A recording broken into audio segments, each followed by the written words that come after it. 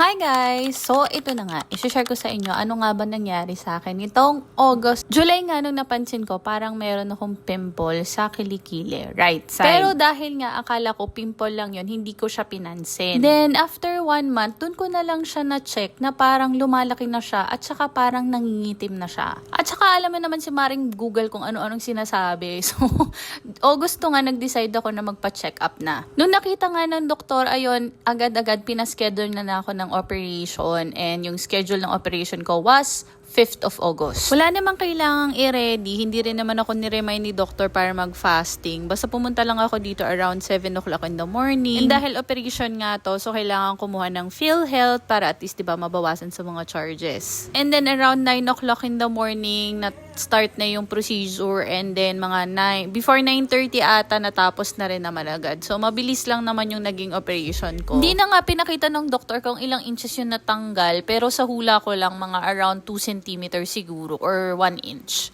And then ito na yan, post-operation, tapos na, and then pauwi na tayo, and then may final check pa with doctor. And guys, yung time na yan, after 2 hours na yan, so nagsistart na mawala yung effect na anesthesia, kaya grabe na yung iyak ko dyan. And then after 2 weeks, yung rest ko for the recovery. Of course, thank you nga pala kay Yuan kasi siya yung sumama sa akin sa hospital, and kay Ali din kasi sila yung nag-alaga sa akin during the recovery time. And guys, panoorin nyo yung next video kasi hindi ko alam kung effect lang talaga to ng anesthesia.